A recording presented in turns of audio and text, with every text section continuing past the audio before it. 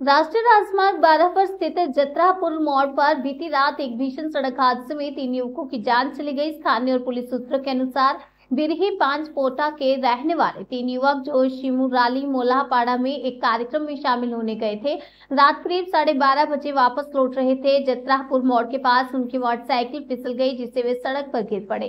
पीछे से आ रही एक अन्य गाड़ी ने उन्हें कुचल दिया। मौके पर ही 2 युवकों की मौत हो गई, जबकि एक को तत्काल कल्याणी जवाहरलाल नेहरू मेमोरियल अस्पताल ले जाया गया। वहां उपचार के दौरान उसकी भी मौत हो गई। मृतकों की पहचान वसीम मंडल, जुनैद शेख और शेख शरीफुल के रूप में हुई है। तीनों युवक बिरही 5 पोटा हरिन घाटा थाना क्षेत्र के रहने वाले थे।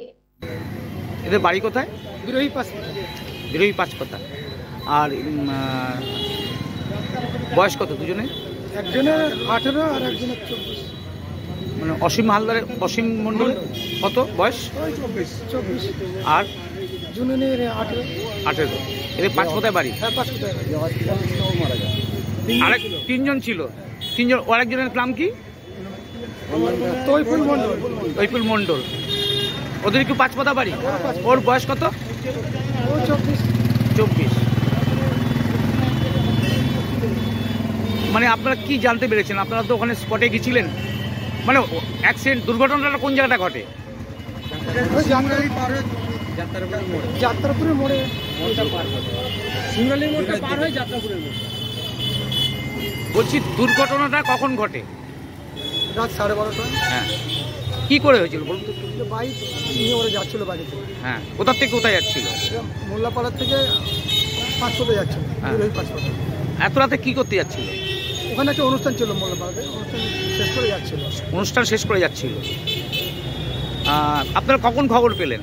আমরা 1টার দিকে খবর পাই। কতজন, মানে দুর্ঘটনায় কতজন মারা গেছে? 2 জন স্পট হয়েছে, একজন কল্যাণী জেএনএমে ছিল, ওখানে গিয়ে। কি নাম, মানে নাম আর বয়সটা বলুন। এখানে জুনু, ওনার বয়স ছিল 18 বছর। আর অসীম মণ্ডল, ওর বয়স 24। তৈফুল মণ্ডল, ওর বয়স 24। আর 3 জন মারা গেছে। আপনাদের এলাকায় বাড়ি? না, আমার গ্রামের বাড়ি। গ্রামের বাড়ি। গ্রামের নামটা বলুন। বিরোহী 5 কোথা। আপনার নাম কি? কুতুবুদ্দিন মণ্ডল। বাড়ি? 5 কোথা।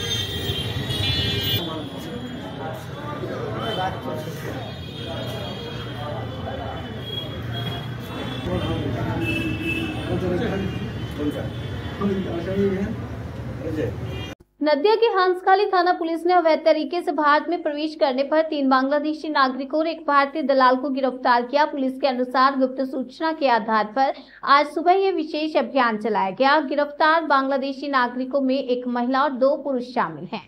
उनके नाम है मोहम्मद अभी मियाँ, मोहम्मद सुजल मियाँ, तानिया अख्तर। इनका निवास स्थान बांग्लादेश के घनी गला दक्षिण मनोहरपुर और अख्तर इलाके का बताया गया है। इसके साथ ही गिरफ्तार भारतीय दलाल का नाम शरीफुल मंडल है, जो हंसी खाली थाना क्षेत्र के रामनगर खिदीरपुर पाड़ा का निवासी है। पुलिस ने सभी आरोपियों को आज कोर्ट में पेश किया और उनकी पुलिस रिमांड की मांग की। 1.5 महीने बीत जाने के बावजूद नदिया के विधान चंद्र कृषि विश्वविद्यालय के रिटायर्ड कर्मचारी पेंशन नहीं मिलने के कारण मुख्य भवन के प्रवेश द्वार पर धरना दे रहे हैं। पेंशन प्राप्तकर्ताओं की मांग है कि जब तक उन्हें पेंशन नहीं मिलेगी तब तक वे अपना धरना जारी रखेंगे। इस संबंध में उपाचार्य को सूचित किया गया था, लेकिन अब तक कोई समाधान न निकलने के कारण आज वे इस धरने में शामिल हुए। विश्वविद्यालय আমরা আজকে এখানে যারা প্রাক্তন কর্মচারী পেনশনার যারা বিশ্ববিদ্যালয় তারা এখানে আজকে হাজির হয়েছি। আজকে মাসের 17 তারিখ, আজকে পর্যন্ত বিশ্ববিদ্যালয়ের কর্মচারীদের পেনশন এখনো আমরা পাইনি। এটা কোনোদিনই হয়নি। পেনশন পেতে 2-4 দিন দেরি হয়েছে ঠিকই, কিন্তু মাসের 17 দিনের পরেও পেনশন পাওয়া যাবে না, এটা আমরা ভাবতেও পারি না।